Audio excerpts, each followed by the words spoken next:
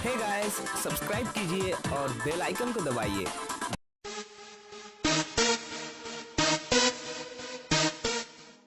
जय माँ भवानी, जय लोधेश्वर महादेव। स्वागत है दोस्तों आप सबका आपके YouTube चैनल लोधी रिएक्शन में।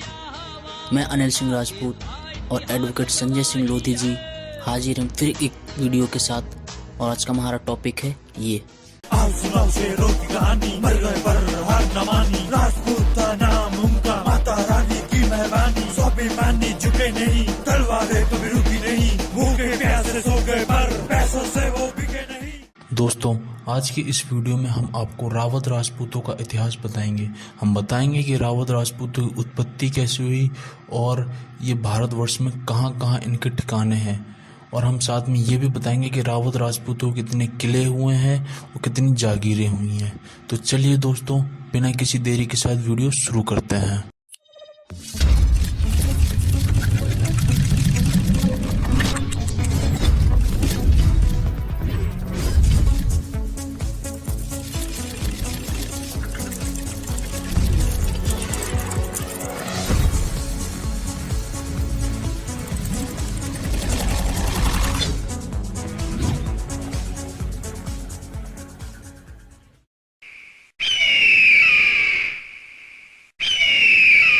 इतिहासकारों ने रावत का संधि विच्छेद इस प्रकार किया है। राम मतलब राजपुताना, व मतलब वीर और त मतलब तलवार। इसका सीधा मतलब है कि बलशाली, पराक्रमी, क्षत्रिय शूरवीर जो तलवार के धनी हैं, वे रावत राजपूत कहलाते हैं। ये रावतों को एक पदवी मिली है जो 10 हाथियों की सेना से मुकाबला करने वाले राजपूत शूरवीर योद्धा को प्रदान की जाती थी। इस पदवी का मतलब राजपुत्र, प्रधान, प्रतापी शूरवीर, पराक्रमी योद्धा होता है। रावत की पदवी की गरिमा को किसी ने इस तरह से बखान किया है: 100 नरों एक सूरमा, 100 शूरों एक सामंत, 100 सामंत के बराबर होता है एक रावत राजपूत। इतिहासकार बताते हैं कि रावत शब्द राजपुत्र का ही अपभ्रंश है। राजपूत काल में रावत जाति न होकर चौहान, गौड़, गहलोत, परमार, सिसोदिया, पवार, गहरवाल, प्रतिहार आदि राजघरानों में पराक्रमी शासक वर्ग की पदवी थी जो दरबार में सम्मान और बड़पन का सूचक होती थी। इन राजघरानों में रावत पदवी से सम्मानित शूरवीर रावत राजपूत कहलाते थे। ये रावत ही थे जो क्षत्रियों में अपनी विशेष पहचान रखते थे।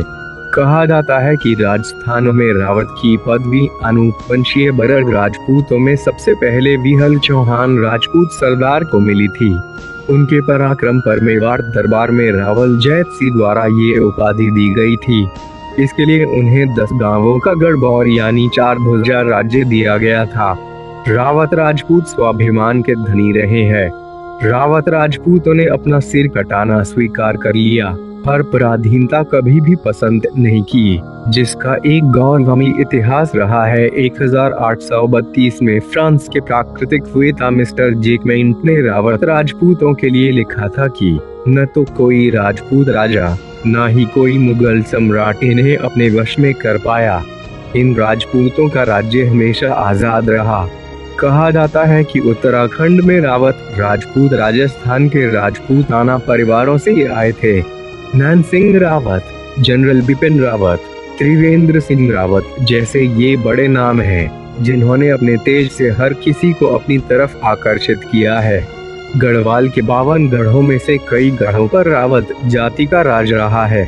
मूंगरागढ़ की बात करें तो रवाई स्थित ये गढ़ रावत जाति का था और यहाँ रौतेले रहते थे।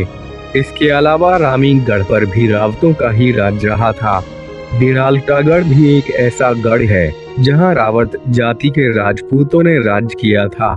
रावत जाति का छत्तीसगढ़ का अंतिम थोकदार भूपसिंह था। यह जौनपुर में था। इसके अलावा कांडागढ़ जो कि रावतस्यूं में था, यह भी रावत जाति के राजपूतों का था। सब कुछ अपना देखकर भी दिल में है आज चिपक गया, देश को अपना सब कुछ मानते हैं, वरना राजपूत आज भी अपना हक छीनना जानते हैं।